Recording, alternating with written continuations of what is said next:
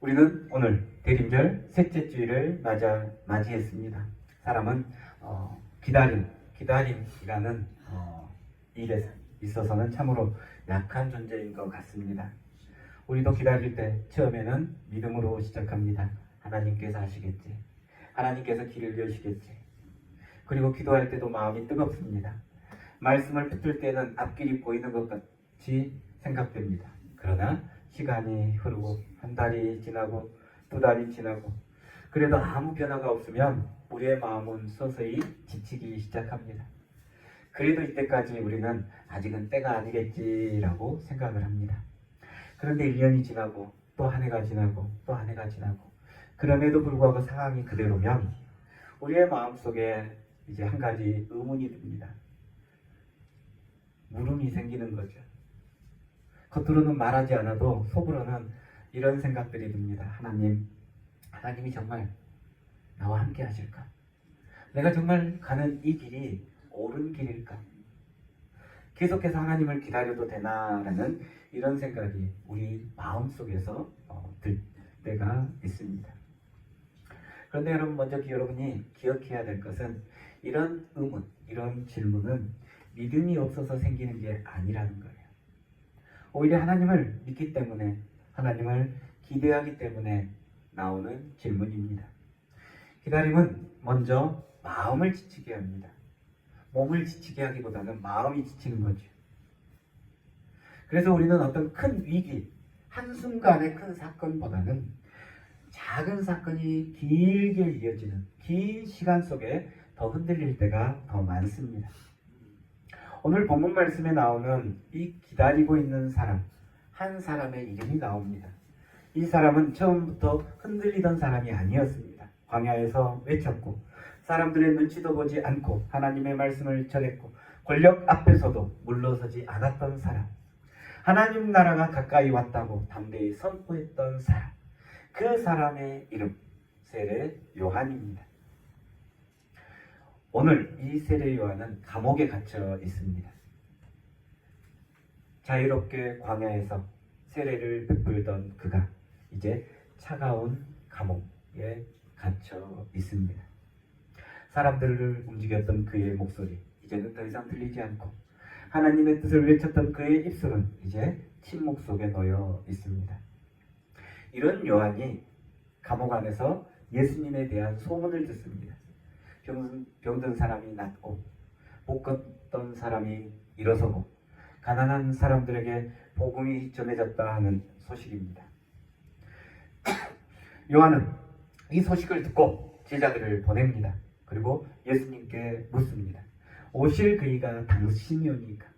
우리가 다른 일을 기다려 오리까? 요한은 직접 가지 못하고 제자들을 보냅니다. 감옥이라는 현실, 묶인 몸, 제한된 상황 속에서 그는 이 물음, 이 질문을 던집니다. 이 질문에 대해서 예수님은 단정적인 대답을 주지 않습니다. 대신 자신이 지금 하고 있는 일들에 대해서 말씀합니다. 맹인이 보고 못 걷는 사람이 걷고 나병 환자가 깨끗함을 받고 죽은 자가 살아나고 가난한 자에게 복음이 전파되고 있다라고 말씀합니다. 그리고 그에 덧붙여 한마디를 더하죠. 나로 말미암아 실족하지 아니하는 자는 복이 있도다.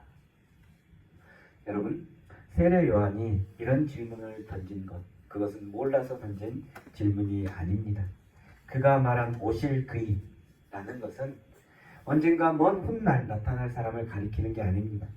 성경 원문을 찾아보면 이 오실 그이에 대한 표현이 이미 오셨고 지금도 오고 계시며 계속해서 오시는 분을 가리킵니다. 이 말 속에는 이미 우리를 향해 걸어오고 계시는 분, 하나님의 구원이 지금 이 순간에도 조용히 시작되고 우리의 삶 가까이에 다가왔다라는 그런 믿음의 고백이 담겨져 있는 겁니다. 그래서 이 요한의 질문은 믿음 없음이 아니라 기다림의 포기가 아니라 지금 오고 계시는 하나님을 우리가 어떤 방식으로 바라봐야 됩니까? 라는 그런 간절한 물음입니다. 요한이 묻는 것은 당신이 메시아입니까? 라는 그런 질문이기보다는 하나님이 이런 방식으로 오시는 겁니까? 라고 묻는 거예요. 사람들이 생각하는 방식이 아닌 하나님의 방식으로 오는 것에 대한 질문인 거죠. 또 요한이 말하는 기다린다라는 말은 그저 시간을 보내는 기다림이 아닙니다. 요한은 자기 마음속에 분명한 그림을 가지고 있습니다.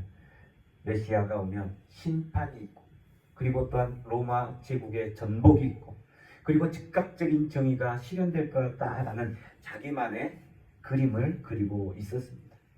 그러나 예수님은 그 기대와 다른 길을 가고 계셨던 거예요.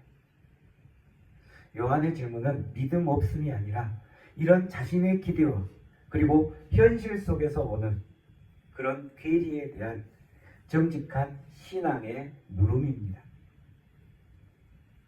예수님은 이런 질문을 가진 요한을 꾸짖지 않습니다. 대신 말씀합니다. 보아라. 지금 일어나고 있는 그 일들을 보아라. 예수님은 설명하지 않고 또 자신을 증명하지 않습니다. 대신 사람들의 삶 속에 일어나고 있는 그 회복의 장면을 말씀합니다. 그리고 누구든지 나로 말미암아 실족하지 아니하는 자는 복이 있다라고 말씀합니다. 내가 가고 있는 이 길 때문에 너희 마음에 걸림이 있지 말아라. 너희가 기대하는 방식과 달라도 그 때문에 나를 떠나지 말아라 라는 그런 뜻이 담겨져 있는 거죠. 예수님의 이 말씀은 우리가 갖는 의심, 우리가 갖는 질문, 우리가 갖는 물음에 대한 꾸짖음이 아니라 기다림 속에서도 흔들리는 믿음을 붙들어라 라는 그런 초대의 말씀입니다. 하나님 나라는 우리가 상상한 것처럼 요란하게, 거창하게, 한순간에 눈에 띄는 승리로 다가오지 않습니다. 하나님의 나라는 사람을 살리는 자리, 때로는 조용하지만 분명하게 이미 우리 가운데 시작되고 있음을 예수님께서 보여주고 있는 거예요. 이런 요한의 물음은 오늘 우리의 물음이기도 합니다. 주님, 왜 세상이 이렇게 더디게 변합니까? 왜 세상이 이렇게 악합니까? 왜 기도해도 현실은 그대로입니까? 우리는 예수님을 모르는 사람들이 아닙니다. 우리는 예수님을 믿는 사람들입니다. 우리는 예수님을 알고 있는 사람들입니다. 그럼에도 불구하고 우리는 이런 질문이 우리 마음속에서 나오는 거죠. 왜 세상이 이럽니까? 우리가 기대한 방식대로 예수님이 움직여주지 않는다고 우리는 실망합니다. 그리고 그 실망이 쌓이면 어느 순간 마음이 굳어지기도 하지요.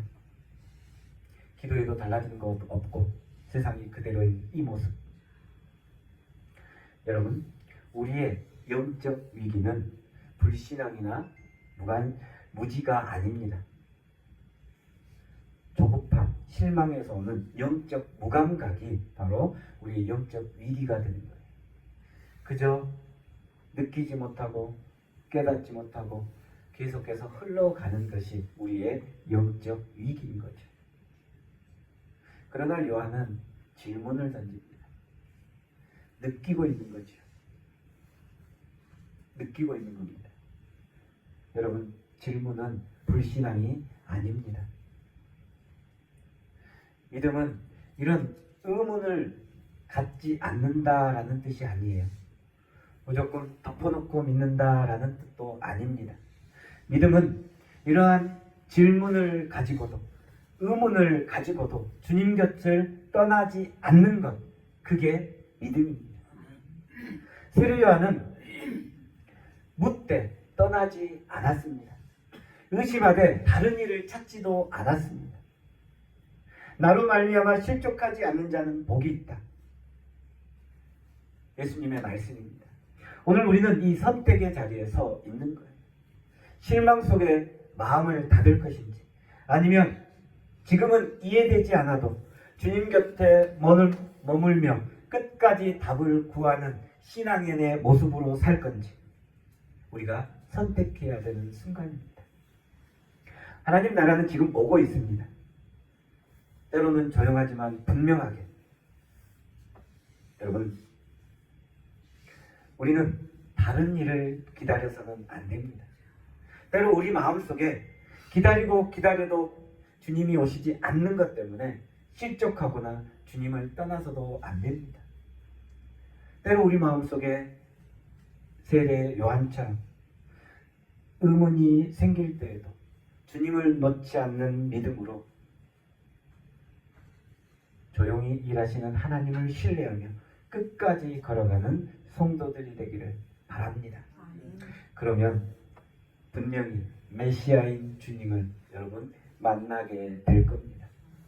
그리고 여러분이 그동안 인생 가운데 살아왔던 그리고 느꼈던 수많은 의문과 질문들을 주님께서 다 풀어주시리라 믿습니다. 오늘 이 믿음의 자리에 다시 서는 성도들이 바로 여러분들이 되기를 주님의 이름으로 축원합니다.